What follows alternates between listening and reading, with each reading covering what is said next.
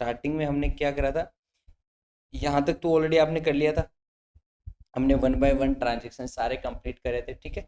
उसके बाद में चार्ट ऑफ अकाउंट्स के बारे में हम पढ़ रहे थे, ठीक है। तो थोड़ा सा मैं आपको बताता हूँ चार्ट ऑफ अकाउंट क्या है, और मैं आपको लाइव भी दिखाने वाला था, तो मैं लाइव भी दिखाऊंगा, ठीक है आपको चार्ट ऑफ अकाउंट का मतलब कैसे होता है। जैसे आपने इंस्टीट्यूट में हम यूज करते हैं ना, तो यहाँ पर हम दिखाएंगे कि चार्ट ऑफ अकाउंट्स किस तरीके से क्रिएट होते हैं। बट यहाँ पे मैं आपको थोड़ा सा बता देता हूँ चार्ट ऑफ अकाउंट होता है क्या है। चार्ट ऑफ अकाउंट्स, राइट, देखो हमारे जो मेन मेन काम होते हैं वो यही होते हैं कि आपका एसेट्स हो गया, आपकी लाइबिलिटी हो गई, राइट, आपकी इक्विटी हो गई, ये तो बैलेंस शीट का कंपोनेंट आ गया।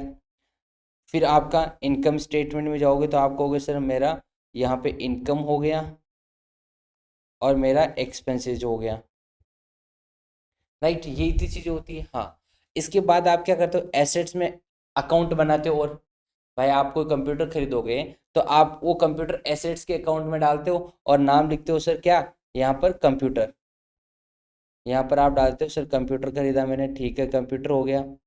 या आपका प्लांट हो गया, या आपका केस हो गया, या आप कहोगे सर अकाउंट रिसीवेबल हो गए, या आप बोलोगे सर इन्वेंट्री हो गई।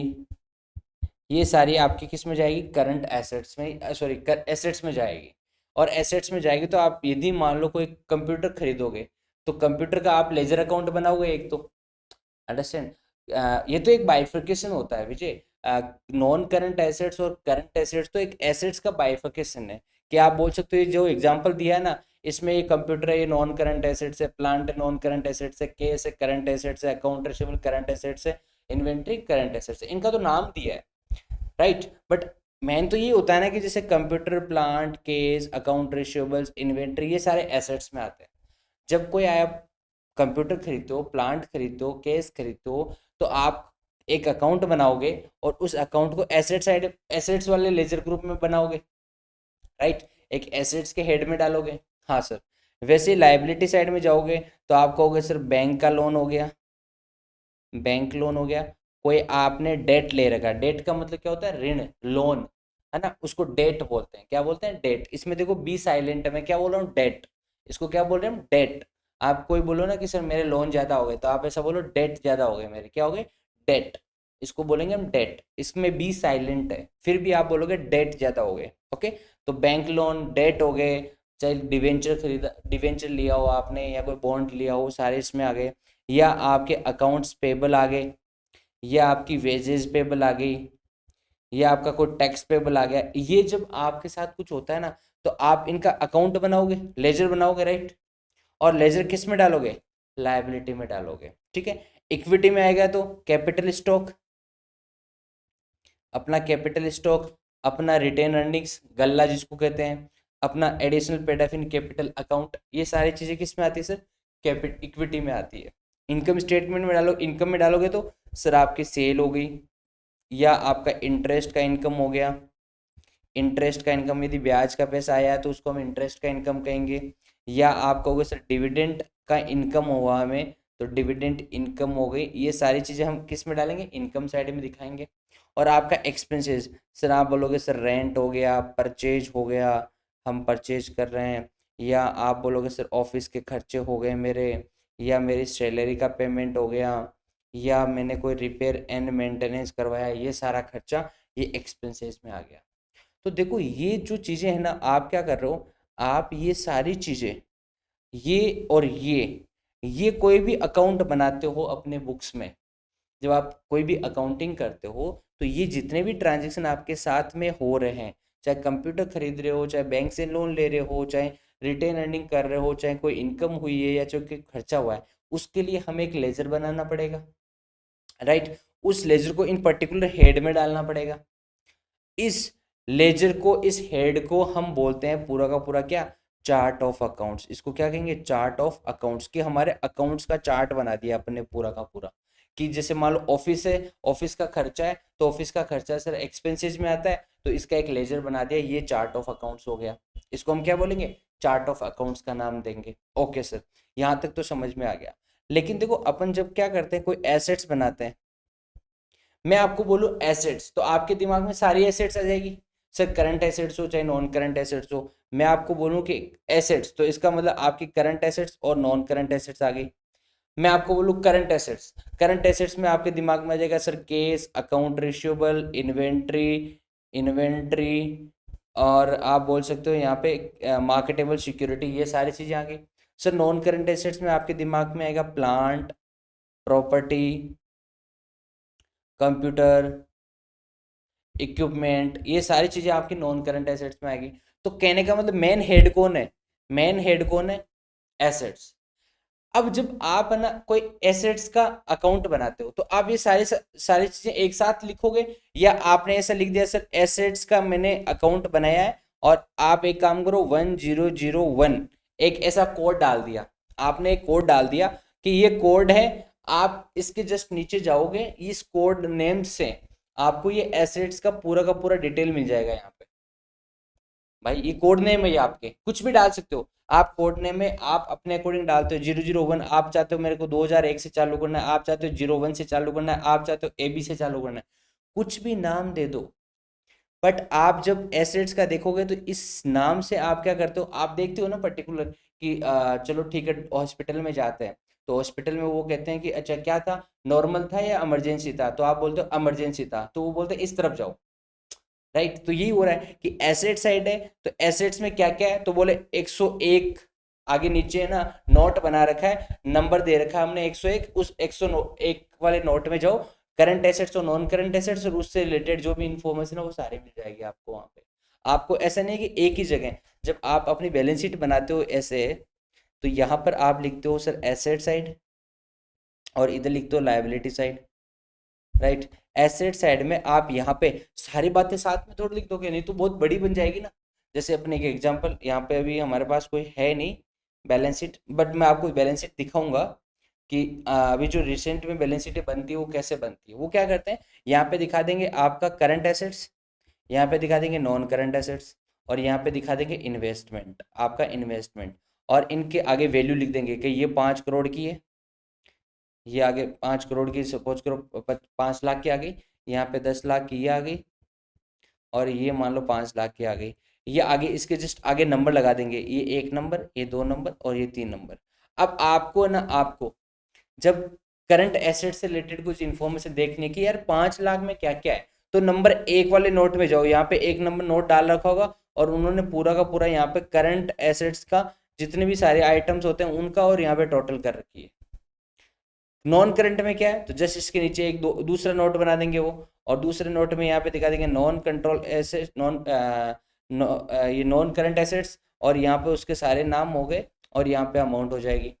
इस तरीके से क्या करते हैं सर, वो पूरा का पूरी इंफॉर्मेशन देते हैं। देखो बहुत बड़ी कंपनी होती है ना, जैसे रिलायंस जैसी कंपनी, अडानी जैसी कंपनी, इनके पास बहुत सारे एसेट्स और बहुत सारे current assets, non current assets होती है। अब सारी बैलेंस शीट में दिखाने लग गए तो बैलेंस शीट तो इतनी बड़ी बन जाएगी ना फिर। तो इसलिए वो क्या करते हैं, ये अपना हेड दिखा देते हैं मेन, और उसके आगे एक नंबर दे देते हैं। तो हम यहाँ पे क्या कर रहे हैं सर, हमारे जितने भी चार्ट ऑफ अकाउंट्स होते हैं उनके आगे हम ऐसे कोई कोड दे दो जिससे कि हमें पता चल जाए कि कहाँ पे हमें कौन से शेड्यूल में जाके चेक करना है। सारी इन्फॉर्मेशन हम वहां दिखाएंगे, और उसकी जो टोटल होगी वो डायरेक्टली हम यहाँ पे दिखा देंगे। दैट इज कॉल्ड हम नंबरिंग देना। तो यहाँ पे देखो ये नंबर दे रखा है ना, 1 2 3 4 5, ये नंबर इसी बात के हैं कि आपको एसेट से रिलेटेड 1 नंबर शेड्यूल में जाओ, फिर लाइबिलिटी से रिलेटेड 2 नंबर में जाओ, इक्विटी से रिलेटेड 3 नंबर में जाओ, रेवेन्यू और गेन हो रखा है वो 4 नंबर में, और एक्सपेंसेस 5 नंबर में। ये चाहे ऐसे हो सकता है, ये चाहे ऐसे भी हो सकता है, आपकी मर्जी, जो देना चाहो वो दे सकते हो। यहाँ पे कोई कंपलसरी नहीं है, यहाँ पर बिल्कुल कोई कंपलसरी नहीं है, ABCDEF कुछ भी दे सकते हो। तो ये क्या कह रहा है कि chart of account, the list of all ledger account, यानी list of all ledger account का मतलब जितने भी हमने लेजर बनाए हैं, चाहे वो कंप्यूटर हो, प्लांट हो, खर्चे हो, आपका इनकम हो, चाहे लाइबिलिटी हो, जितने भी चीजें हो रही है उसके सारे एक, जब आप लेजर अकाउंट बनाओगे तो उसकी लिस्ट जो होती है उसको हम बोलते हैं chart of account. Available for recording the transaction, कि ट्रांजेक्शन करने के लिए वो तैयार है कि आप उसमें जाके ट्रांजेक्शन कर सकते हो। देखो सिंपल सी बात है, आपने जब कोई रेंट का पेमेंट करा है तो एक रेंट का खाता बनना जरूरी है ना। नहीं तो फिर एंट्री कैसे करोगे? आपने रेंट का पेमेंट करोगे, आप जब अपना रेंट का पेमेंट करोगे तो एंट्री क्या पास करोगे आप यहाँ दिखाओगे rent account debit to cash. तो यहाँ पे जब आप रेंट का पेमेंट करोगे कि रेंट अकाउंट डेबिट और केस आपसे जा रहा है तो क्रेडिट करोगे केस 10,000। जब आप ये करोगे एंट्री, रियल में आप कोई अकाउंटिंग सिस्टम में जाओगे और ये एंट्री पास करोगे, तो आपने यदि रेंट का कोई लेजर अकाउंट नहीं बनाया, आपने कोई रेंट का लेजर अकाउंट ही नहीं बनाया, तो रेंट का खर्चा बुक नहीं कर सकते फिर आप। इसलिए सबसे पहले कोई खर्चा आप होता है तो सबसे पहले आप अपने अकाउंटिंग सिस्टम में जाओगे और एक लेजर अकाउंट क्रिएट करोगे कि अब रेंट से रिलेटेड हमारे ट्रांजेक्शन हो रहे हैं, इसको रिकॉर्ड करने के लिए हमें एक लेजर अकाउंट बनाना पड़ेगा। यदि आपके कोई भी ट्रांजेक्शन हो रहा है उससे रिलेटेड आपका लेजर यदि बना हुआ है तो ही आप जनरल एंट्री पास कर सकते हो, नहीं तो एंट्री पास नहीं कर सकते। अंडरस्टैंड? कोई भी हम अकाउंटिंग सिस्टम यूज करते हैं, चाहे वो टेली यूज करो, चाहे जोहो करो, चाहे बीजी करो, चाहे नेट प्रॉफिट यूज करो, कुछ भी यूज करो, सबसे पहले आपको क्या करना पड़ेगा? एक लेजर अकाउंट क्रिएट करना पड़ेगा। और वो लेजर अकाउंट क्रिएट करोगे और वो जो उसकी लिस्ट देखोगे कि हमने हमारे पास क्या क्या लेजर अकाउंट बन रखे हैं, तो उसको हम क्या बोलते हैं? उसको हम बोलते हैं chart of accounts. Okay, the ledger accounts are means of accumulating information on the financial transaction according to accounts। क्या बोल रहा है कि जो लेजर अकाउंट होता है, लेजर अकाउंट कि रेंट का खर्चा, अपने रेंट का एक लेजर बनाया, तो रेंट पूरे साल का जो रेंट होता है ना वो इसी इसी लेजर में बनेगा, राइट? यदि आपने 1 महीने का दिया, 2 महीने का दिया, 3 महीने का दिया, जब आप रेंट से रिलेटेड कोई इन्फॉर्मेशन देखोगे कि बताना है कि टोटल रेंट कितना पेमेंट करा, तो टोटल आप सारा रेंट इसी लेजर में आके ही देख पाओगे, राइट? आप यदि टोटल हमारा ऑफिस का कितना रेंट गया, तो आप रेंट के लेजर में जाओ, वहाँ सारी इन्फॉर्मेशन आ जाएगी, कौन सी डेट को कब दिया, किसको दिया, वो सारी इन्फॉर्मेशन होती है। तो यहाँ क्या हो रहा है कि लेजर अकाउंट्स आर मीन्स कि लेजर अकाउंट का मतलब क्या है? एक्यूमुलेटिंग का मतलब होता है एक साथ करना। एक्यूमुलेटिंग का मतलब होता है एक साथ करना, कि सारे ट्रांजेक्शन को एक साथ कर देगा, सारी इंफॉर्मेशन को एक साथ कर देगा, financial transactions according to accounts, की उस अकाउंट से रिलेटेड जो भी फाइनेंशियल ट्रांजेक्शन्स हो रहे हैं पूरे साल के लिए, पूरे 6 महीने के लिए, पूरे 3 महीने के लिए, जब भी आप देखना चाहो, वो सारे ट्रांजेक्शन उसी अकाउंट या उसी लेजर में आ जाएंगे एक्यूमुलेट होके, राइट? आप एंट्री अलग अलग महीने कर रहे हो, लेकिन रेंट का खर्चा आप अलग अलग महीने बुक कर रहे हो, फिर भी आप चाहते हो कि नहीं मुझे रेंट देखना है, कितना मुझे पेमेंट हुआ, तो सारी इंफॉर्मेशन हमारे चार्ट ऑफ अकाउंट्स वाले लेजर में दिख जाएगी, उसमें दिख जाएगी अपन को, ठीक है? The most accounting system uses names and accounts number to identify the accounts in the system. कि बहुत बड़े बड़े जो अकाउंटिंग सिस्टम होते हैं वो क्या करते हैं कि नाम के आगे या एक पर्टिकुलर नंबर डाल देते हैं, ये वाले नंबर, जिससे हमें पता चल जाए कि इस अकाउंट्स का जो पूरी इंफॉर्मेशन है वो यहाँ पे दी हुई है। The account numbers can consist of any number of digit. Any number of digit का मतलब कुछ किसी नंबर से आप चालू कर सकते हो। अपन ने एक यहाँ पे 10,001 लिया, आप चाहते हो नहीं मुझे 1111 से चालू करना है, 1112, 1113, एक नंबर आप कुछ भी ले लो, उसके बाद में उसको कंटिन्यू करते रहो। But the first digital usually signify the type of accounts, कि जो पहला यूजिट अकाउंट्स होता है वो बताता है कि हमें अकाउंट्स का क्या नाम हो सकता है। जैसे आपने ये से ले लिया कि एसेट्स है, A1 कर लिया, लाइबिलिटी है तो आपने L2 कर दिया, इक्विटी है तो L3 कर दिया, ऐसे भी कर सकते हो, कोई दिक्कत नहीं है। बट आपको नंबर देना है तो नंबर भी दो, कोई प्रॉब्लम नहीं है यहाँ पे। तो यहाँ पे इन्होंने कहा है कि एनी नंबर ऑफ डिजिट, कि कुछ भी हो सकता है, right? The most frequently use first digit for the assets, liability और इक्विटी, कि सबसे पहले हम क्या देंगे? एसेट्स का नंबर देंगे, फिर लाइबिलिटी का, फिर इक्विटी का देंगे, क्योंकि सबसे ये आइटम ही बड़े होते हैं बैलेंस शीट में। बैलेंस शीट में एसेट्स बहुत लंबी बनती है, इक्विटी बहुत लंबी होती है, अपना लाइबिलिटी बहुत लंबी होती है, तो इनको हम नाम पहले दे देंगे, फिर अपने एक्सपेंसेस और गेन का नाम देंगे। तो ये चार्ट ऑफ अकाउंट्स का मतलब हुआ यहाँ पे, राइट? तो यहाँ पे चार्ट ऑफ अकाउंट्स आपने देख लिया। फिर जनरल लेजर, जनरल लेजर का मतलब कि हम कोई भी इंफॉर्मेशन एक साथ लेके आएंगे, हम कोई भी इंफॉर्मेशन एक साथ लेके आएंगे पर्टिकुलर अकाउंट से रिलेटेड। जैसे आपने रेंट का पेमेंट करा, तो रेंट का पेमेंट करोगे तो रेंट का पेमेंट करने से पहले आपको एक लेजर बनाना पड़ेगा, और लेजर बनाने के बाद फिर कोई फाइनेंशियल ट्रांजेक्शन्स होते हैं तो उसमें रिकॉर्ड करोगे, और वो रिकॉर्ड एक्यूमुलेट होते रहते हैं, वो रिकॉर्ड एक्यूमुलेट होते रहते हैं। तो इसलिए हम क्या करते हैं यहाँ पे जनरल लेजर तैयार करते हैं, ठीक है, और उसकी जनरल लेजर की रिपोर्ट भी निकालते हैं कि हमने कितने लेजर बना रखे हैं, वो सारी इन्फॉर्मेशन वहाँ आ जाएगी। डेबिट एंड क्रेडिट ऑलरेडी हमने डिस्कस कर लिया कि जो हमारी डेबिट होती है वो आपको पता चल गया होगा कि एसेट्स का बैलेंस बैलेंस डेबिट होता है, इक्विटी का बैलेंस क्रेडिट होता है, लाइबिलिटी का बैलेंस क्रेडिट होता है, इनकम का बैलेंस क्रेडिट होता है, एक्सपेंसेस का बैलेंस डेबिट होता है। अब मैं आपको पूछूं कि बताओ एसेट्स को बढ़ाना है तो बढ़ाओगे तो आप डेबिट करोगे, एसेट्स को घटाना है तो उसको क्या करोगे, क्रेडिट करोगे, लाइबिलिटी को बढ़ाना है तो आप क्रेडिट करोगे और उसको घटाना है तो डेबिट करोगे, एक्सपेंसेस को बढ़ाना है तो डेबिट करोगे, इनकम को बढ़ाना है तो क्रेडिट करोगे। मतलब आपको अब समझ में आ गया है कि सर जो बैलेंस है इनसे हम जो मॉडर्न अकाउंटिंग रूल्स है वो इनसे ही कंप्लीट हो सकते हैं, कौन सा आइटम डेबिट होगा और कौन सा आइटम क्रेडिट होगा, किसी का बैलेंस बढ़ाना है तो, है ना। यदि आपको वो जो ट्रेडिशनल अकाउंटिंग सिस्टम हम यूज करते थे या अकाउंटिंग रूल यूज करते थे कि हाँ चलो पर्सनल अकाउंट हो गया, रियल नॉमिनल अकाउंट हो गया, रियल अकाउंट हो गया, वो अपना बेस हो गया, उससे हम ये सारी चीजें तैयार कर सकते हैं फिर। ओके, कि सपोज करो रेंट का खर्चा करा तो आप बोलोगे सर रेंट का खर्चा करा, खर्चा क्या होता है, डेबिट होता है, तो डेबिट होता है तो इसका मतलब रेंट का खर्चा और करा तो मतलब और खर्चा बढ़ाएंगे, और बढ़ाएंगे तो और डेबिट करेंगे, तो रेंट को डेबिट कर दो। आप बोलोगे सर केस, तो केस सर केस का बैलेंस डेबिट होता है और रेंट का पेमेंट किया तो रेंट का पेमेंट करेंगे तो केस जाएगा, जाएगा तो केस का बैलेंस यदि डेबिट होता है तो अब डेबिट बैलेंस को कम करना है तो आप बोलोगे सर उल्टा कर दो, क्रेडिट कर दो, तो एंट्री क्या बन जाएगी, rent account debit to cash हो गया आपका। तो ये डेबिट और क्रेडिट वाला अपन ने ऑलरेडी देख लिया, क्या क्या इंक्रीज हो रही है वो भी सारा आइटम हमने देख लिया। इसको याद नहीं करना है, इसको रटना नहीं है, बस इसको समझना है ढंग से, इसको इस तरीके से समझना है कि मुझे यदि एसेट्स का बैलेंस आ गया तो वो एसेट्स का बैलेंस डेबिट होता है, ये तो मुझे पता है। अब कोई भी हम नई एसेट्स खरीदेंगे तो नई एसेट्स खरीदेंगे तो उसको बढ़ाएंगे, तो हम क्या करेंगे, एसेट्स को इंक्रीज कर देंगे थ्रू किसके अकॉर्डिंग, उसको डेबिट करके।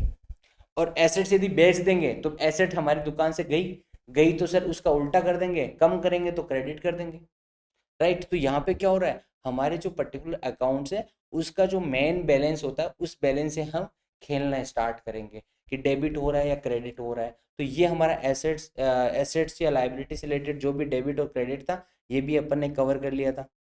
यहाँ पर एक एक वन बाय वन सारे क्वेश्चंस आपने देखे होंगे कि क्या हो रहा है यहाँ पे, राइट। यहाँ पे जितने भी हमारे एग्जाम्पल दे रखे हैं कि यहाँ पे क्या हो रहा है, the piece of equipment is purchase for 10,000 in cash, कि आपने क्या किया, एक कोई इक्विपमेंट खरीदा, एक इक्विपमेंट खरीदा मतलब मशीन, कोई अपने एसेट्स खरीदी, और इक्विपमेंट इज द एसेट्स, तो आप क्या करोगे, सर एसेट्स खरीदी है तो एसेट्स का मतलब हमारा डेबिट बैलेंस होता है, और डेबिट बैलेंस होता है इसका मतलब हमें एसेट्स को डेबिट करना है। 10,000 से आप क्या करोगे, इक्विपमेंट को डेबिट करोगे, और यदि आपने कैश में खरीदी है तो आप क्या करोगे, यहाँ पे 10,000 कैश में क्रेडिट कर दोगे, तो वो यहाँ पे क्या हो जाएगा, हमारा केस चेंज हो जाएगा, केस बैलेंस कम हो जाएगा। और ये क्या कह रहा है कि यदि आपने इक्विपमेंट तो डेबिट कर दिया और केस क्रेडिट कर देंगे 10,000 से, तो आप कहोगे सर टोटल एसेट्स के ऊपर कोई फर्क नहीं पड़ेगा, क्योंकि आपकी जेब से केस गया और कोई एक मशीन आ गई तो उसके बदले आ गई, तो आप बोलोगे सर टोटल एसेट्स के ऊपर कुछ फर्क नहीं पड़ेगा। बट बट हम कहेंगे सर हमारा जो मेन मेन क्या, हमारा जो मेन एसेट्स है, करंट एसेट्स, वो इंक्रीज होगा या डिक्रीज होगा, जब हम उसके अंदर जाएंगे तो वो इंक्रीज होगा या डिक्रीज होगा, जल्दी बताओ, हमारा एसेट्स इंक्रीज होगा या डिक्रीज होगा।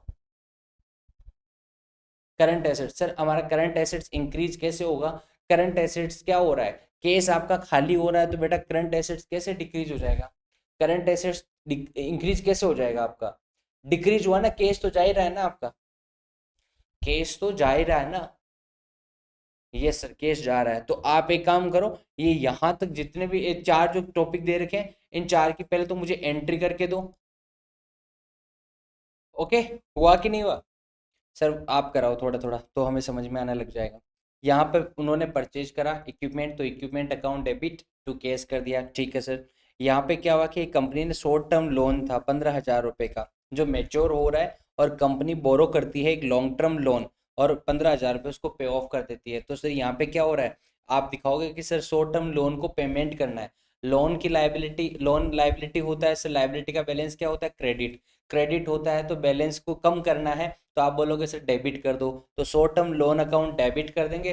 और नया लोन बना दिया, तो नया लोन बनाओगे तो लाइबिलिटी बन चुकी है आपकी, और लाइबिलिटी बनेगी तो आप लॉन्ग टर्म लाइबिलिटी नया क्रिएट कर दोगे। तो यहाँ पे क्या हो रहा है, सिर्फ ओनली इधर से उधर ही हो रहा है। तो आप बोलोगे सर शॉर्ट टर्म लाइबिलिटी जो है वो तो खत्म हो जाएगी, लॉन्ग टर्म लाइबिलिटी नहीं बन जाएगी हमारी। ओके, तो ये वाला ट्रांजेक्शन खत्म।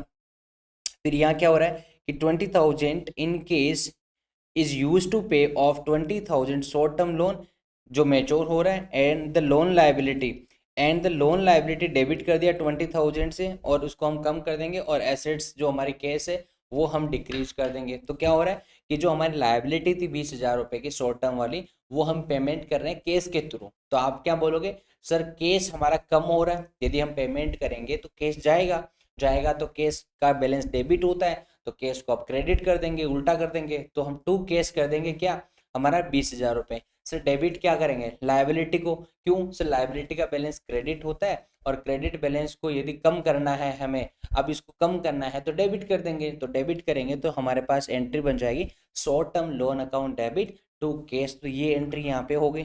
ठीक है सर, यदि आपने कोई नया स्टॉक, कॉमन स्टॉक बेचा है, ये आपको देखा होगा कि जब कोई कंपनी यहाँ पे फर्स्ट टाइम, अपन ने देख रखा है पहले कि कोई कंपनी आईपीओ लेके आती है, first time initial public offer लेके आती है, यहाँ पे कोई कंपनी है, यहाँ पे हमारी कंपनी है, वो चाहती है कि पब्लिक से भी पैसा मैं लूँ, पब्लिक को भी मालिक बनाऊँ अपनी कंपनी में। तो सपोज करो 1,000 शेयर यदि कंपनी इश्यू करती है, एक 10 रुपए का शेयर है और बेचती कितने में, 12 रुपए में, एक 10 रुपए का शेयर है 12 रुपए में बेचती है। तो अब आपने क्या किया, यहाँ पे जैसे मान लो विजय हो गया और यहाँ पे सुरेश हो गया, इन दोनों ने मिलके ये 1,000 शेयर ले लिए। तो जब इन्होंने 1,000 शेयर लिए, तो ये दोनों क्या करेंगे, ये दोनों कंपनी को केस चुकाएंगे। भाई इन्होंने शेयर लिए, इसके बदले केस देंगे, राइट। इसके बदले ये लोग क्या देंगे, केस देंगे कि लो कंपनी वालों, ये लोग केस पकड़ो, अब हमें शेयर दे दो, अब हमें शेयर दे दो। तो कंपनी वाले कहेंगे ठीक है बेटा, ये लोग केस दो हमें और ये शेयर ले लो। अब कंपनी वाले कहते हैं कि चलो ठीक है, केस आप हमें दे रहे हो, तो केस का बैलेंस क्या होता है, डेबिट। अब हमारा केस और बढ़ जाएगा, तो इसका मतलब आप करोगे केस को और डेबिट, तो केस अकाउंट डेबिट कर दिया। ओके, अब आप कह रहे हो किसके बदले दे रहे हो, तो आप कह रहे हो सर एक इक्विटी के बदले दे रहे हैं हम, यहाँ पे क्या दे रहे हैं, इक्विटी, मालिकपन दे रहे हैं आपको। तो मालिकपन दे रहे हो तो आप बोलोगे सर इक्विटी और बढ़ गई, तो और बढ़ गई तो यहाँ पे दिखाओगे सर क्या, कैपिटल स्टॉक। और हमने ये देख रखा था कि कैपिटल स्टॉक होता है वो हमेशा पार वैल्यू के ऊपर दिखाते हैं, तो 10 रुपए के ऊपर दिखाएंगे 10,000 रुपये। तो आप बोलोगे सर एक्स्ट्रा जो पैसा है वो हम एपिक में दिखाते हैं, जिसको हम additional paid up in capital account कहते हैं, जो 2 रुपए से आया है। तो 1,000 के ऊपर 2 रुपए हम एक्स्ट्रा पे कर रहे हैं, दैट इज आर 2,000। तो टोटल आप दोनों मिलके 12,000 रुपये का पेमेंट करोगे। हाँ सर, 12,000 रुपये का हम पेमेंट करेंगे, इस तरीके से ये एंट्री करोगे। तो आप बोलोगे सर हमारे एसेट्स तो इंक्रीज हो गई और यहाँ पे लाइबिलिटी भी इंक्रीज हो गई है, एसेट्स भी इंक्रीज हो गए, लाइबिलिटी भी इंक्रीज हो गई। तो इस तरीके से ये एंट्री आप यहाँ तक करोगे। तो ये वाला सारा अपने देख लिया। ये अपन ने देख रखा है कि सर जो हमारी इक्वेशन होती है वो ऐसी होती है कि आपकी एसेट्स होती है वो लायबिलिटी और इक्विटी के बराबर होनी जरूरी है। आपकी एसेट्स जो होगी वो लायबिलिटी और इक्विटी के बराबर होनी जरूरी है। ठीक है, ये आ गया। यहाँ पे नॉर्मल अकाउंट का जो बैलेंस होता है वो हमें पता चल गया कि यदि एसेट्स का अकाउंट, यदि हमारा डेबिट ज़्यादा होता है क्रेडिट से, यदि हमारा डेबिट ज़्यादा होता है क्रेडिट से, तो आप बोलोगे सर हमारा डेबिट बैलेंस आ रहा है। सर एपिक भी क्रेडिट में आएगा क्या, हाँ एपिक भी क्रेडिट में ही आएगा। कैसे कि अपने देखा था ना इक्विटी में क्या क्या आइटम आएगा, 3 आइटम देखे थे मेन, कि अपना capital stock, additional paid up in capital account, और एक हो गया रिटेन अर्निंग जिसको हमने गल्ला बोला था, जिसको अपन ने गल्ला बोला था, राइट। तो यहाँ तक अपन ने देख लिया।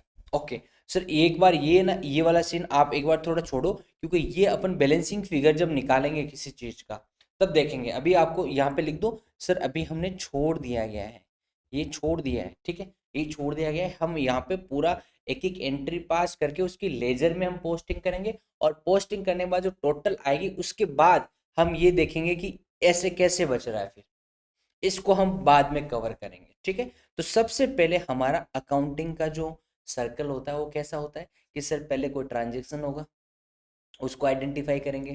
फिर ट्रांजेक्शन्स को हम क्या करेंगे, रिकॉर्ड करेंगे। किस में रिकॉर्ड करोगे सर, हम जनरल लेजर में रिकॉर्ड करेंगे सबसे पहले, जनरल एंट्री की तरह। आप जनरल एंट्री करके जनरल लेजर में रिकॉर्ड करोगे। सर जनरल लेजर में रिकॉर्ड करने से पहले हमें जनरल लेजर बनाना पड़ेगा, जिसको चार्ट ऑफ अकाउंट्स में देखेंगे हम कि बना हुआ है या नहीं। यदि चार्ट ऑफ अकाउंट्स में नहीं बना हुआ है तो आप नया बना दो। फिर जैसे ही आप नया बनाओगे फिर आप कोई भी एंट्री पास करोगे। तो एंट्री पास करोगे तो यहाँ क्या करोगे, पोस्टिंग कर रहे हो। हम क्या करते हैं कि हम जब कोई एंट्री पास करते हैं ना तो उसको बोलते हैं पोस्टिंग करना। किस में करना, उस लेजर में करना। उस लेजर में हम पोस्टिंग करेंगे, और लेजर में पोस्टिंग करेंगे तो सर फिर अपन क्या करेंगे, हम सारे ट्रांजेक्शन पोस्टिंग हो जाती है तो आप बोलोगे सर यहाँ पर क्या बोलेंगे, ट्रायल बैलेंस बनाएंगे हम। ट्रायल बैलेंस क्या होता है, ट्रायल बैलेंस क्या होता है, सारे बैलेंस का एक साथ हम ग्रुप में लेके आ जाएंगे। सारे बैलेंस का जितने भी ट्रांजेक्शन हो रहे हैं उनका एक साथ क्या हो जाना, चिट्टा निकल के आ जाना, that is called trial balance. तो सबसे पहले हम क्या करेंगे सर, सबसे पहले हम एंट्री करेंगे या कोई ट्रांजेक्शन करेंगे। सबसे पहले सर हम पहले ट्रांजेक्शन करेंगे। भाई सबसे पहले कोई जनरल एंट्री पास करने से पहले आपको ट्रांजेक्शन होना जरूरी है ना, राइट। ट्रांजेक्शन होना जरूरी है ना, हाँ सर ट्रांजेक्शन होना जरूरी है। फिर आप ट्रांजेक्शन करने के बाद सबसे पहले उसको क्या करोगे, लेजर में क्या करोगे, लेजर में पोस्टिंग करोगे। ओके सर, लेजर में पोस्टिंग करने के बाद आप क्या बनाओगे, ट्रायल बैलेंस बनाओगे। ट्रायल बैलेंस क्या होता है सर, ट्रायल बैलेंस के बारे में लिख दो तो इस सारे बैलेंस का एक साथ चिट्टा, इसको हम बोलते हैं सारे बैलेंस का, जितने भी ट्रांजेक्शन हुए थे लास्ट में जो अमाउंट बच गया उन अमाउंट का एक साथ चिट्टा को हम क्या बोलते हैं यहाँ पे सर, इसमें सारी आ जाएगी ये सर, सारे एसेट्स, लाइबिलिटी, इक्विपमेंट, आपका केस, आपके खर्चे, आपकी सेल, सारा सब कुछ आ जाएगा इसके अंदर। क्योंकि ये अपन कहते हैं ना नॉर्मल कि ठीक है शादी के कार्ड बनवाने हैं, और शादी के कार्ड बनवाने हैं तो एक काम करो सबके नाम लिख के दे दो मुझे। सबके नाम लिख के फिर अपन क्या करते हैं, शादी के कार्ड भिजवाते हैं। तो दैट इज कॉल्ड, हमारे लिए क्या हो रहा है, हमारे लिए क्या हो रहा है, वो सारे एक्सपेंडिचर जो भी रिलेटेड है। हमारा जो ट्रायल बैलेंस होता है वो ट्रायल बैलेंस यहाँ पे सारे जितने भी बैलेंसेज होते हैं उनका चिट्टा लेके आ जाते हैं, उनको हम ट्रायल बैलेंस बनाते हैं। और फिर हम कहेंगे सर यहाँ पे अपने ट्रायल बैलेंस से हम फाइनेंशियल स्टेटमेंट बना देंगे। यहाँ पे हमारे फाइनेंशियल स्टेटमेंट तैयार हो जाएंगे, और फाइनेंशियल स्टेटमेंट के जो 5 कंपोनेंट है वो भी तैयार हो जाएंगे फिर। तो यहाँ एक बिजनेस में इस तरीके से होती है। लेकिन सर कभी कभी गलतियां भी तो हो सकती है, हमसे गलतियां भी तो हो सकती है सर, ह्यूमन है, कुछ गलती हो सकती है हमसे, राइट। तो गलती हो सकती है तो ठीक भी करना पड़ेगा, बोले हाँ। तो देखो यहाँ पे लेजर पोस्टिंग करने के बाद आप जो ट्रायल बैलेंस बनाते हो, इस ट्रायल बैलेंस के बाद में आप यहाँ पे एडजस्टमेंट कर दो अपने। एडजस्टमेंट का मतलब क्या हो गया, उसमें थोड़े वो चेंजेस करना। तो यहाँ पर एडजस्टमेंट हो गया तो अपन एक काम करते हैं, चौथा नंबर इसको देते हैं और पांचवा नंबर यहाँ देते हैं एडजस्टमेंट। एडजस्टमेंट और एडजस्टमेंट कर दोगे तो एडजस्टेड, फिर एडजस्टमेंट क्या है, ये तो ट्रायल बैलेंस है, बिफोर एडजस्टमेंट है। अब एडजस्टमेंट करा तो अब ट्रायल बैलेंस बनेगा, वो आफ्टर एडजस्टमेंट बनेगा, और उसके बाद में हम फाइनेंशियल स्टेटमेंट बना देंगे। तो देखो यहाँ पर ओवरऑल इन्होंने ऐसे ही बताया है, बट अपन को अपने तरीके से समझना है कि ये क्या बोल रहे हैं। ये लोग बोल रहे हैं कि सबसे पहले आप क्या करोगे, अपने ट्रांजेक्शन्स को देखोगे, एनालाइज करोगे या उसको डिफाइन करोगे कि क्या ट्रांजेक्शन हो रहा है। उसको फिर आप क्या करोगे, जनरल लेजर में रिकॉर्ड करोगे। मतलब अपन यहाँ पे एंट्री करेंगे ना, कौन सी, rent account debit to cash, ये एंट्री करोगे। तो इसको बोलते हैं रिकॉर्ड करना। फिर इसको रिकॉर्ड करके हम लेजर अकाउंट में पोस्ट करते हैं। लेजर अकाउंट क्या हो गया सर, टी फॉर्मेट में, टी फॉर्मेट में हो गया। तो यहाँ पे आप दिखाओगे रेंट, और इस तरफ दिखा दिया आपने टू केस। हम देखेंगे कि इस तरीके से पोस्टिंग होती है। यहाँ पे आपने दिखा दिया 10,000, तो इसको हम बोलते हैं सर पोस्टिंग करना। आप इस तरीके से लेजर बनाओगे। फिर लेजर बनाने के बाद हमारा वो जो ट्रायल बैलेंस बनेगा वो अभी अनएडजस्टेड है। अनएडजस्ट का मतलब अभी एडजस्टमेंट नहीं किया उसमें, उसको बोलते हैं अनएडजस्टमेंट।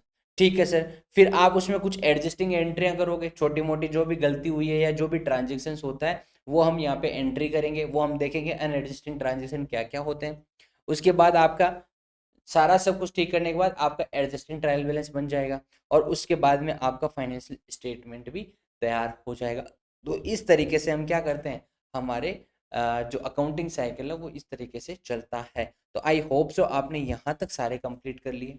उसके बाद में हमने डेबिट, क्रेडिट और टी अकाउंट ये ऑलरेडी अपने डिस्कस कर लिया है कि सर जो हमारा लेजर का अकाउंट होता है वो टी अकाउंट में होता है, जो लेफ्ट साइड होती है वो डेबिट होती है, जो क्रेडिट साइड होती है वो राइट साइड होती है हमारी, राइट। वो राइट साइड में हम क्रेडिट दिखाते हैं। ओके, सर लेजर अकाउंट क्या होता है? लेजर अकाउंट हमारा मैनुअल अकाउंटिंग सिस्टम होता है जिसमें उस लेजर से रिलेटेड सारी एंट्री हम उसको साथ में रखते हैं। जैसे रेंट का हो गया, यहाँ पे लिख लो, रेंट का एग्जांपल लिया था सर ने कि 1 तारीख से लेके 31 दिसंबर तक जितना भी रेंट 12 महीने का हमने रेंट का पेमेंट करा वो एक साथ यदि आपको देखना है तो उसके लेजर अकाउंट में जाके देख लो।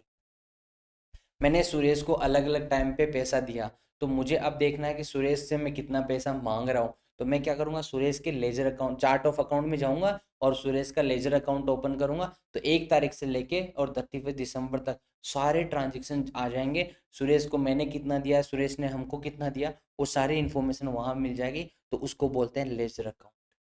अंडरस्टैंड? तो आप क्या करोगे, लेजर अकाउंट का मतलब ये हुआ कि सर यहाँ पर हम किसी पर्टिकुलर किसी पर्सन के साथ में या पर्टिकुलर किसी ट्रांजेक्शन के साथ में हम कुछ करें और उससे रिलेटेड सारी इन्फॉर्मेशन यदि एक साथ देखनी है तो उसके पर्टिकुलर लेजर अकाउंट में जाओ और यहाँ लेजर में जाके फिर उसका पूरा चिट्ठा देख लो। वो हमारा लेजर अकाउंट होता है।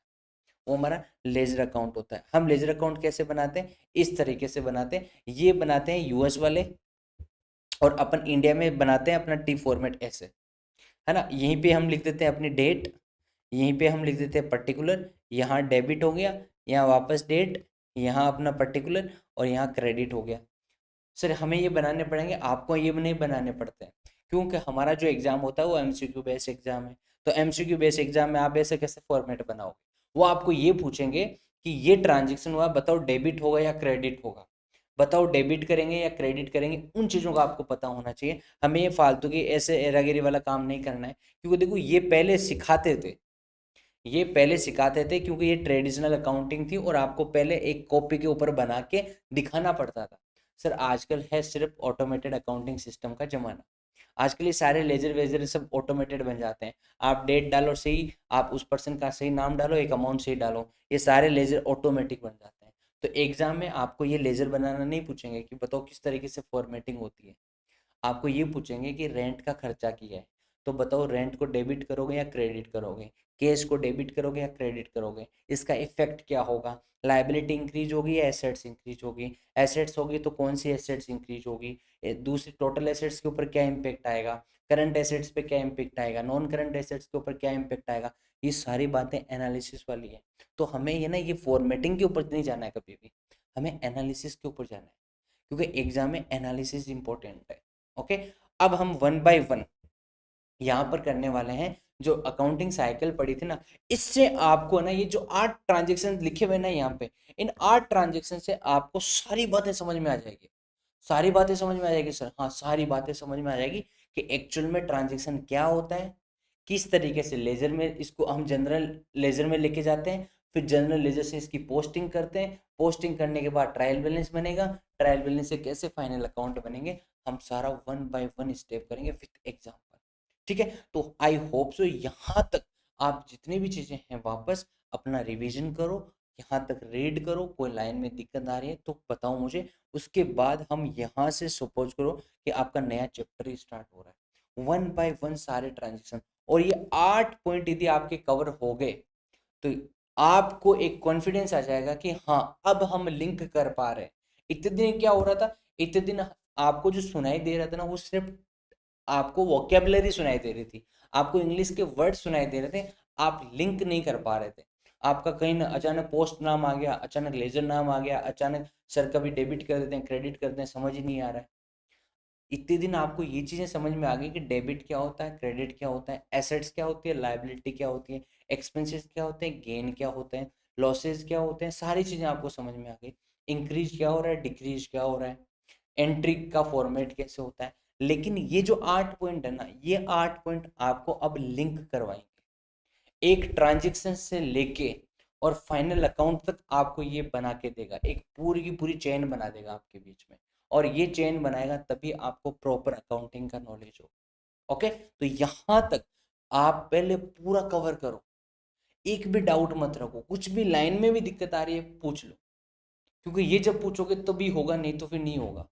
आगे जितने भी ट्रांजेक्शन है यहाँ से हम अब नया चैप्टर देख रहे हैं और सारे ट्रांजेक्शन्स को हम यहाँ पे रिकॉर्ड करने वाले हैं।